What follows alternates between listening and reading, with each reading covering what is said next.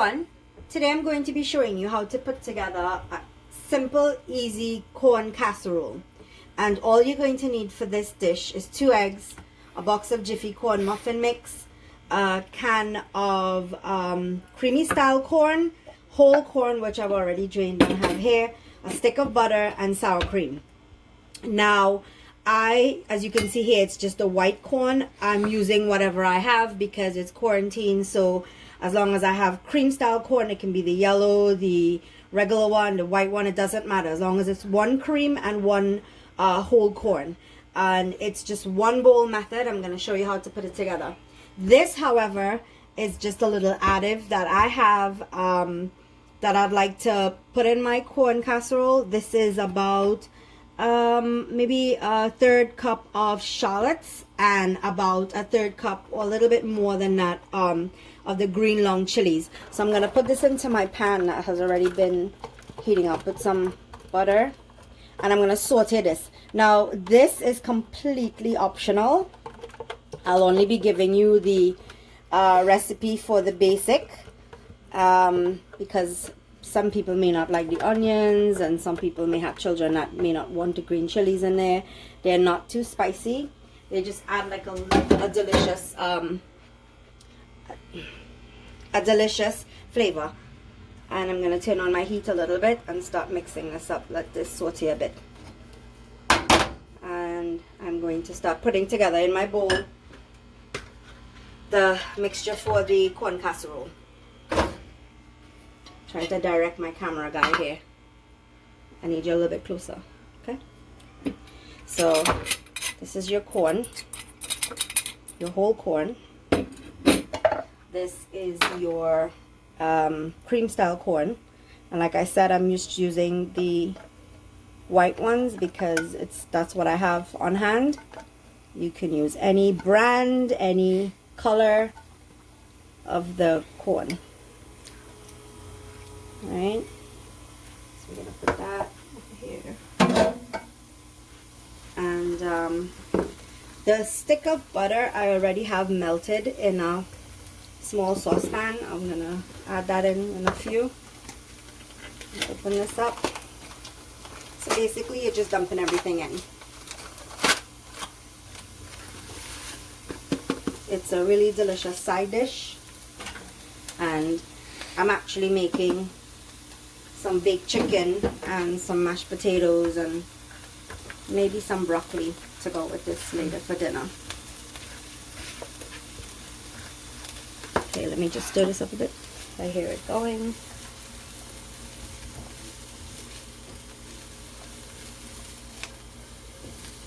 Yeah, I just want to soften these up a bit. So what I'll do is probably add a little bit of salt, because the salt, a little pinch of salt, because the salt is going to soften the onions, or shallots I should say.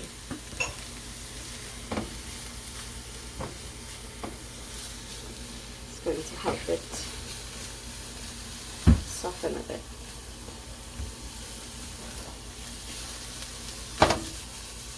Okay. And I'm going to come back to that. Here is my stick of butter that I previously melted. So I'm going to go ahead and add that to my bowl. Again, this is just one bowl method. It's very easy, very simple. I've made this over and over again just as it is, without the shallots and the green chilies. I've made this many times and it's a complete hit. Okay, that's this. And to this I'm going to add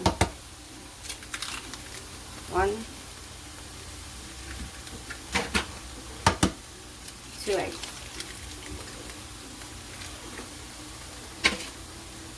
And some of you might want to crack your eggs in a bowl first so you don't get any shells in there. break this up. Mix this.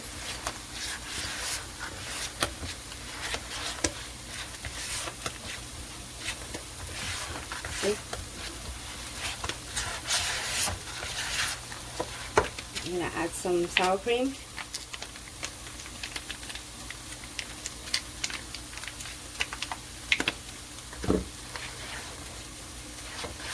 And again, in the description box below, I'm going to give you the exact measurements. I can eyeball because I know my measurements off the top of my head. See how it pulls together nicely? You don't add anything. So this would be the basic mix. Put it in a dish, you bake it at 350 degrees for about 35 minutes. About half an hour you start checking on it until it has that nice golden brown color on the top. Let me just saute this. Okay, this is softening up nicely. Now with this recipe, you can go ahead and add any type of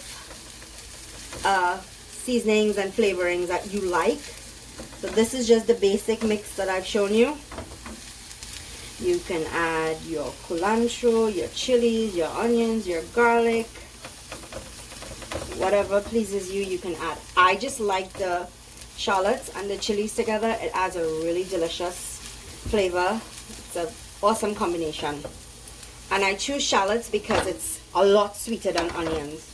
And it burns your eyes a lot more than onions too. You can ask my camera guy because he did the chopping.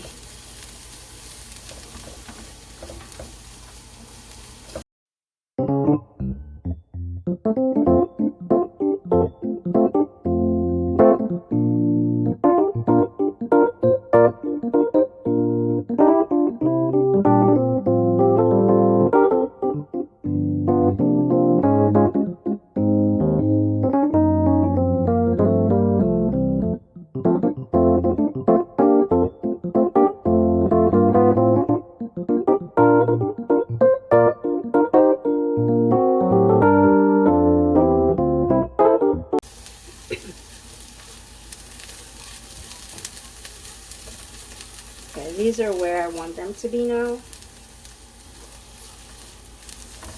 They're nice and translucent, and it's nice and soft.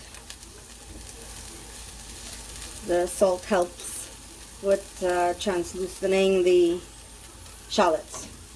I'm going to turn my heat off, and I'm going to add this straight into my mix.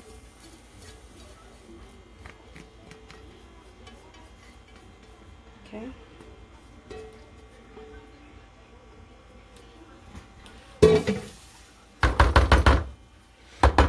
Okay, and then I'm going to toss this up.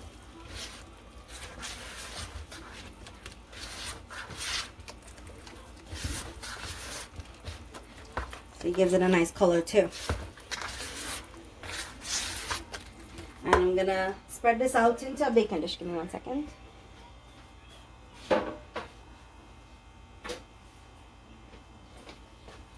I'm going to use a smaller dish. I had a bigger dish, but I'm going to use a smaller dish just because I don't want too much of a huge pie. Should I? Oh, I'm questioning myself. Actually, this is going to raise. I need the bigger dish. Sorry about that, guys. I haven't made this in a while. So I'm going to pour it into this dish. And you can add cheese, mozzarella cheese on the top, any type of shredded cheese, cheddar cheese, white cheddar cheese, it doesn't matter. But what I suggest you do, so that the cheese doesn't burn, about half an hour into baking, you pull it out and then you put the cheese on the top, so that the cheese remains nice and soft and it doesn't burn. Just spread this out a bit. And this, now my friends, are going to go into the oven for around 35 minutes, but at about half an hour I'll check it again and probably add some cheese and see how the baking process goes, and I'll come back and show you how it's done. So friends, My pie just got out of the oven. See how the corners are starting to turn brown? That's what you want. And it's firm and it's cooked. And it's been in there for 35 minutes already. So all I'm going to do now is add, I personally don't like cheese, but I'm going to add some mozzarella cheese on top so that you can see how it looks when it's done. So I'll put just a little bit. Like again, you can use any cheese that you like. It doesn't have to be mozzarella. It can be Gruyere, it can be white cheddar, yellow cheddar. Doesn't matter. I'm going to use out what I have here. As my family loves cheese.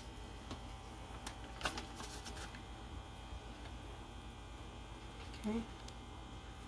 And I'm going to just put this back in the oven for about 5 minutes until all this cheese melts. I don't want the cheese to burn or anything like that. As you can see, it's already starting to melt.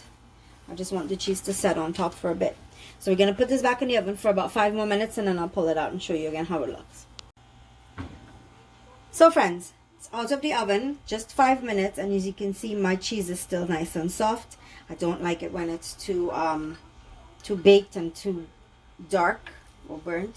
So I'm gonna cut a little piece and show you how it looks on the inside. When it's cooled, it cuts a lot easier, but because it's hot, this is your corn casserole, right? And again, once it's cooled and it's pulled together a little bit more, it looks a little bit more drier, I should say, but it's completely cooked. And one other test of how I would know also is I would do this. I'll take my dish, especially baking in these glass dishes, and you can see the bottom? See that color?